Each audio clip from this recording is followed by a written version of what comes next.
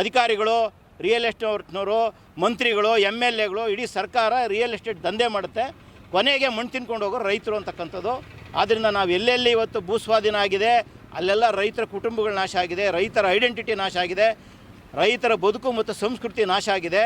ಅದು ನಮಗೆ ಗೊತ್ತಿದೆ. ಅದರಿಂದ ದಯಮಾಡಿ ನಿಮ್ಮ ಮೂಲಕ, ಮೀಡಿಯಾದ ಮೂಲಕ ನಾವು ಒತ್ತಾಯ ಮಾಡ್ತಾ ಇದ್ದೇವೆ. ನಾಳೆ ನಡೆಯುವಂಥ ಸಂಪುಟ ಸಭೆಯಲ್ಲಿ ಇವರು ತಕ್ಷಣ ಈ ಭೂಸ್ವಾಧೀನ ಪ್ರಕ್ರಿಯೆಯನ್ನು ಕೈ ಬಿಡಬೇಕು ಅಂತೇಳಿ ಮತ್ತೊಮ್ಮೆ ಒತ್ತಾಯಿಸ್ತಾ ಇದ್ದೇವೆ. ಅಧಿಕಾರಿಗಳು, ರಿಯಲ್ ಎಸ್ಟೇಟ್ನವರು, ಮಂತ್ರಿಗಳು, MLAಗಳು, ಇಡೀ ಸರ್ಕಾರ ರಿಯಲ್ ಎಸ್ಟೇಟ್ ದಂಧೆ ಮಾಡುತ್ತೆ. ಕೊನೆಗೆ ಮಣ್ಣು ತಿನ್ಕೊಂಡು ಹೋಗೋ ರೈತರು ಅಂತಕ್ಕಂಥದ್ದು. ಆದ್ದರಿಂದ ನಾವು ಎಲ್ಲೆಲ್ಲಿ ಇವತ್ತು ಭೂಸ್ವಾಧೀನ ಆಗಿದೆ ಅಲ್ಲೆಲ್ಲ ರೈತರ ಕುಟುಂಬಗಳು ನಾಶ ಆಗಿದೆ, ರೈತರ ಐಡೆಂಟಿಟಿ ನಾಶ ಆಗಿದೆ, ರೈತರ ಬದುಕು ಮತ್ತು ಸಂಸ್ಕೃತಿ ನಾಶ ಆಗಿದೆ.